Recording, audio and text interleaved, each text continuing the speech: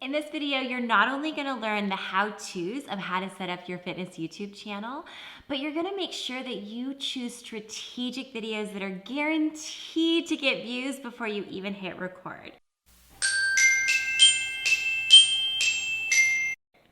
My name's Mariah. Welcome to Wealthy Boss. I teach fitness in person. I have online programs as well.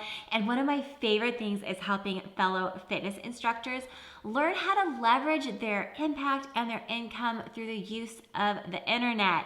Now, at the time of this recording, it is 2020, and we have been finding ourselves thrown upside down in the fitness industry due to, of course, the pandemic that shut everything down for a while.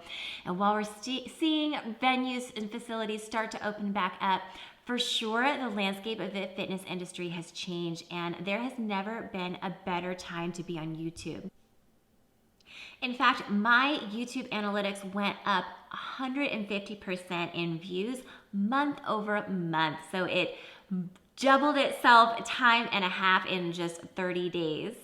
Yes, gyms are opening up, and I wish them well, and I will be helping teach again at my facility when it opens as well. But I think online workouts are really here to stay. The consumers now realize that they have options when it comes to working out, and sometimes they're better served by those online at-home workouts. This is a great opportunity for you. It is not too late to start your fitness channel in 2020. However, because so many fitness instructors now are popping into YouTube due to the changes in our world, you just want to make sure that you're being really strategic about what kind of content you put there, how you market it, so that you can really stand out and you can grow your channel to the successful state that you dream of for it. Now, step number one is to define your niche. Now, this is important anytime you're conducting a business online, but especially in YouTube. YouTube in 2020 is really narrowing down on very specific outcome-based platforms. So no longer are the channels that have a little bit of this and a little bit of that really going to gain favor with the algorithm or with viewers. You want to get super laser focused about who it is you're serving with your fitness content inside of YouTube. And we'll go a little bit more specifically into how to niche down for each video in terms of keywords and how we market those videos later. But before you even start your channel, you want to have a clear goal of who and how you serve. Now, I've always heard from one of my favorite business greats, Natalie Lucier, that you can define your niche in one of three ways. So you can define your niche by topic, so what type of fitness instruction you put out there, whether it's barre or HIIT training or TRX training.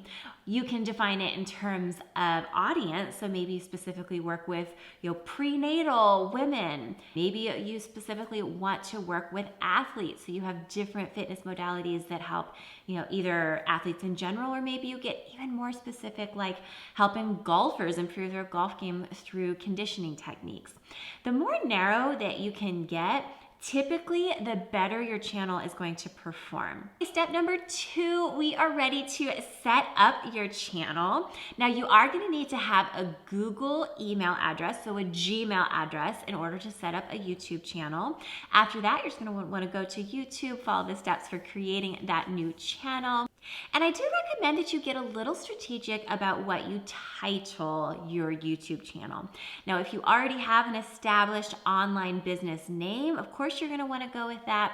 But if you don't, if you're just kind of testing the waters of the YouTube channel, I encourage you, if you're not married already to a business name, I encourage you actually to think about ways that you could build keywords into the name of the YouTube channel.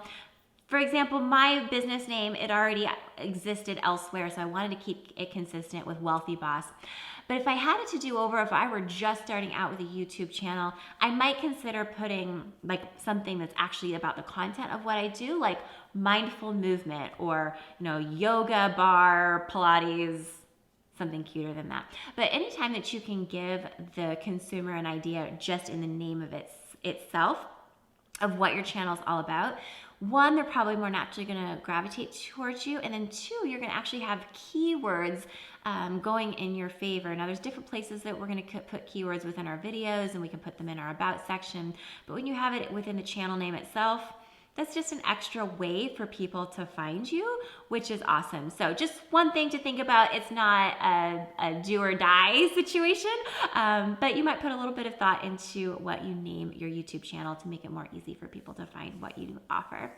Next, you do want to create a YouTube channel cover image. Now, I recommend that you do this in Canva. It's a free graphic design platform, and there's actually a template already in there for your YouTube channel art.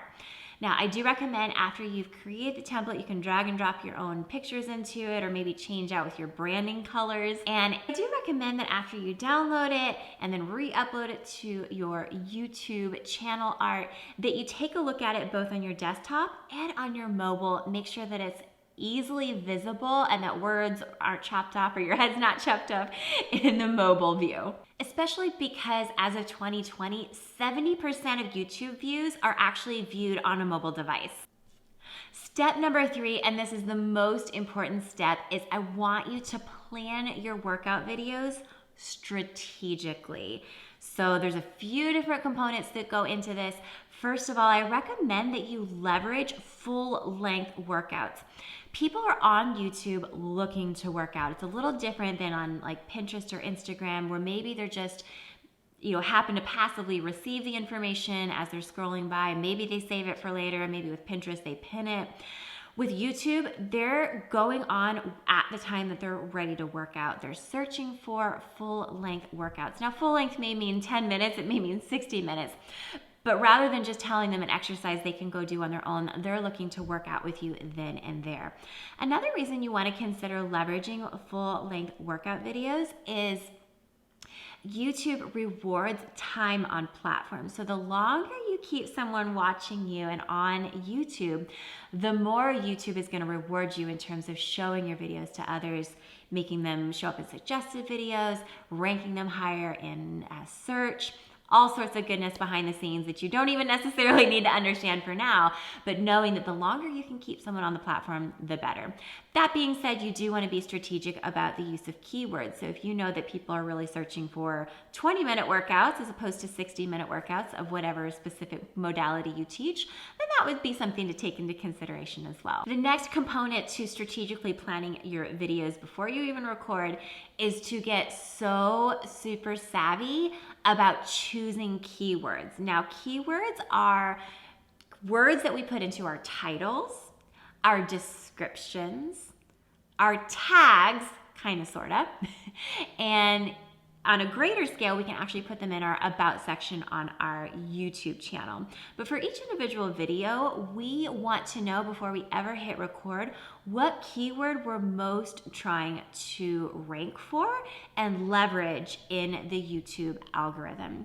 Now, a thing about keywords is that, especially if you're just starting out, if your channel is on the smaller side, say, under 10 or 20,000 people, which I know sounds like a lot, but so most of us watching this video, myself included, are under that number. So if you're just starting out, you are going to want to look for really long tail keywords. Now, if you're like, long tail, what? That's what this video is all about. I'm gonna break it down for you. So if you go into YouTube and start typing in something that you are going to search for, then you'll notice that things pop up onto the screen. So let's take a look. Inside the YouTube search bar, we're going to search for, let's say we're going to be searching for a barre workout. And you see how these suggestions already start to come up. So these suggestions are important because they tell us that these are frequently searched terms, giving us some indication about how popular of a topic might be. Now, here's the caveat. If you're a smaller account, a newer account, we've got a whole lot of competition that we're up against with all of these keywords that are popping up as suggestions. Meaning that, yeah, on the one hand, a lot of people are searching for them, so we know that it's a hot market and a good idea of what people are wanting to search out.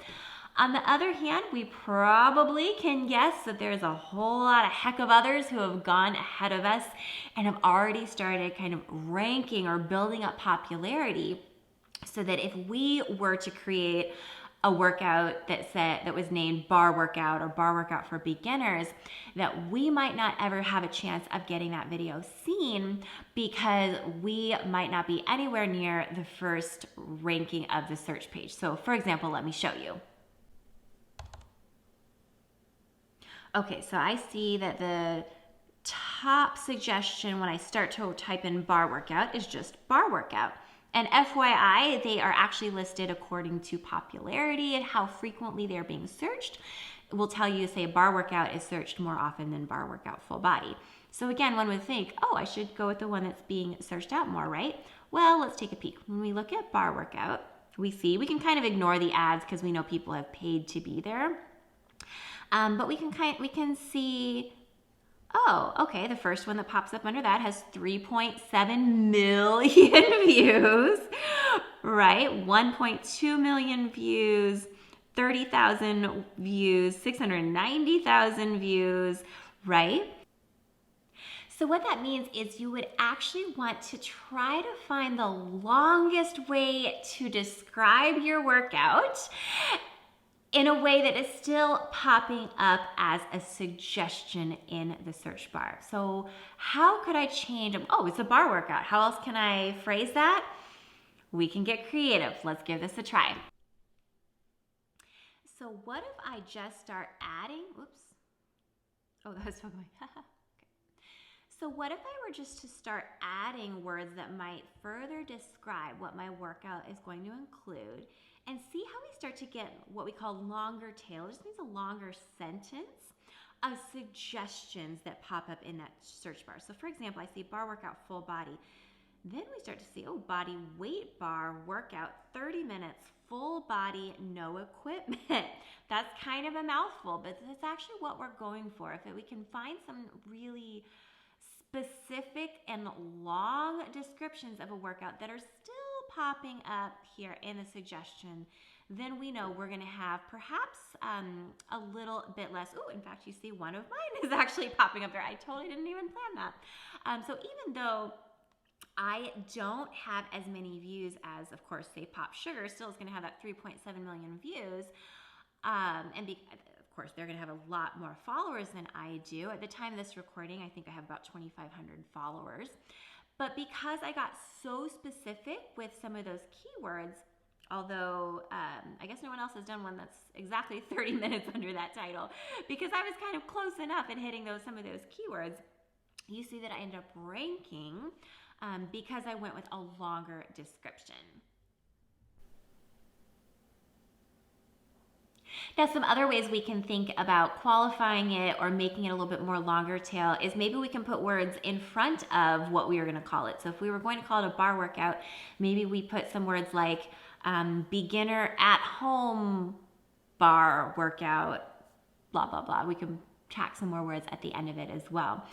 Oftentimes, looking at different lengths of workout can be really helpful in narrowing down and getting a long tail keyword that we're trying to rank for. So I will often title my workouts based on time frame and then add on to that. So maybe like a 30-minute cardio bar, or 1 hour yoga flow for tight hamstrings and shoulders, right? So you can always put those descriptors in the beginning and see if they pop up as suggestions. You do want to make sure, though, that whatever you are planning to title your workout, that you've at least checked to see in YouTube that it is a suggestion. So for example, if I type in, let's just come up with something super ridiculously long and stupid. Let's say BARRE workout for upper body in your living room. Wow, that's actually still one. A living room with no, wow, this is going on, no weights and no mat. Okay, finally, you see that it started to stop populating any suggestions under here, meaning that I wouldn't want to go quite that long or quite that specific, because it's telling me under here that it's not widely search because it's not popping up as a suggestion. Now, here are even more tips for helping you be able to rank for some of these longer tail keywords. So maybe you're still having trouble ranking for something like at-home yoga workout practice for low back, right? Maybe you want to get a little bit more specific then about the format that you teach. If, say, you teach yoga, but you also teach stand-up paddleboard yoga, you're much more likely, because it's more niche and more defined, to probably rank for the stand-up paddleboard yoga than you would be for just a traditional gentle yoga or vinyasa yoga. So if you teach really specific formats, I encourage you, as long as it's not a licensed format that may have licensing restrictions. For example, some group fitness formats, you actually have to pay a licensing fee at your gym. So just make sure that that's not the case for you. But if you have a really specific format, maybe you teach aerial yoga or wall yoga or something like that, that's gonna actually rank a lot better because you're more defined, more niched. There's gonna be less competition out there. And at the same time, it's going to be a longer tail keyword that people are looking for. You're more likely to rank, which means that you're more likely to get your videos viewed in the first place. If you're like, yeah, but Mariah, what I teach isn't necessarily that specific. You know, I teach dance fitness, or I teach Pilates, and there's a lot of other Pilates instructors out there, a lot of other dance fitness teachers out there. No worries. You could also get really specific about creating videos around really specific equipment, and that could help define that niche for your long tail keywords that you're trying to rank for. So for example, if you were going to do a cardio HIIT class, maybe you choose to incorporate the Bosu ball with it, and then you title it something like Bosu ball total body HIIT class. I bet you're going to get more views on that because you are going to show up higher in the search results, because there's going to be less competition and maybe more specific long tail keyword searches for that Bosu ball, so you have a better chance at ranking. So think about specialized equipment that can be used with whatever you already teach, whether it's your favorite resistance bands, whether it's gliding discs, it's a yoga wheel, maybe it's a Pilates ring, Pilates reformer. If you teach reformer Pilates and have a way to film that online, you're gonna do great. There's a lot of demand out there for online reformer classes. So think about some really specific ways you can get niche within your content, even if you don't feel like the format that you teach in and of itself is super niche. And keep in mind too that just because you're focusing on some of these niche or more specific workouts now, it doesn't mean you have to pigeonhole your entire business into that type of workout. You can always expand to more generalized formats. Once people come to get to know you and trust you and love you, then of course you can build in some of those other formats that you love to teach as well. It's just that in the beginning, it doesn't matter how good our workouts are if people don't get to find out about them. So getting a little bit more strategic about how we plan and what we plan to record is going to go a long way in growing our views and our subscriber count on YouTube. Okay, so step number 3 was a big one, but we got a couple more to go. Step number 4 is to include music to stand out. Having really good driving music that matches the feel and vibe of your workout is really going to help your workout videos feel more produced, more professional, and more engaging, which is of course going to want to help people continue through the end of the workout, to stay and take full advantage of the full workout, which of course makes YouTube love you because they're on the platform for longer and all those good things. However, you do want to be careful that you're using legal music. You don't just want to take a song off of iTunes or Spotify and put it in the background, because that could be setting yourself up for legal risk. For more information on how I produce great audio with not a lot of fancy, expensive equipment, including my favorite legal sources of royalty-free music, check out my video audio tips for your fitness channel workout videos. Now we are ready for the next and final step. That is step number 5. Convert a new viewer to a lifelong friend. Now, you do always want to be building consistent value on YouTube. It's important that you're posting on a weekly basis if you really want to build up that continuity and that algorithm, which just gives you that snowball effect over time. And it's always a great idea to link to other YouTube videos, either your own, of course, or others that might be helpful. Now, especially in 2020, YouTube best practices are showing as long as we can leave them in the platform, YouTube is going to continue to reward us for that. However, within the workout space, you kind of have to consider what makes the most sense for your viewer. If they just did an hour-long workout with you, you probably don't want to send them over to another hour-long workout because that's probably just not what they're ready to do right then. Maybe you do think about creating another workout video, like a recovery video or a stretch video or a meditation that you send them to after the workout, which is going to boost your algorithm. But ultimately, eventually, you want to tie in whatever you're doing on YouTube into whatever it is that you're offering as a premium program, service, or maybe a membership site, whatever it is that you are offering on your website or through your email list. You eventually, of course, want to get to your viewers to understand how to take that next step with you. So you always want to close your YouTube video with a strong call to action. So a call to action is to invite your viewer to take some step. Of course, a call to action could be something as simple as liking this video or sharing with a friend or subscribing to your channel.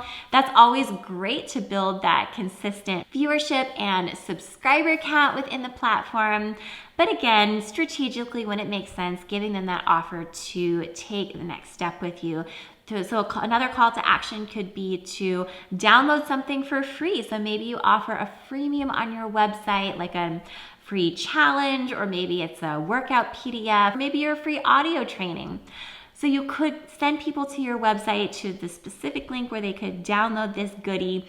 You could even include a baby offer to maybe your online personal training services. Maybe you have a package of fitness videos that are bound together by a common theme or objective, and you want to bundle them together as a program and sell them as a baby offer. I recommend trying a mix of calls to action with every single workout video that you do, some of which are just going to have them maybe subscribe or like on YouTube, some of which are sending them to some more free content on your website, maybe in exchange for your email address. And you could even pepper in maybe your baby offer, your lowest price offer directly through a commercial at the end. If you want to give away a nice freemium and invite your audience to take the next step, but you don't have a full website built out, maybe you consider a subscription to something like Lead Pages, where you can actually create standalone landing pages that collect your viewers' email address in exchange for that wonderful gift you want to give them. And I'll link to that Lead Pages link below if that's something that is helpful for you. And I will leave you with an example of a call to action, just like you would include at the end of your YouTube video. My call to action for you this week is to download my free YouTube resource guide for FITPRENEURS, where I list some of my favorite editing platforms and software to help you grow your fitness YouTube channel. So I will link to that in the description below, or you can check out wealthyboss.com/YouTube. See what I did there? That was a call to action. Okay, if you enjoyed this video, please give it a thumbs up. Make sure you're subscribed, and I can't wait to hang out with you next time.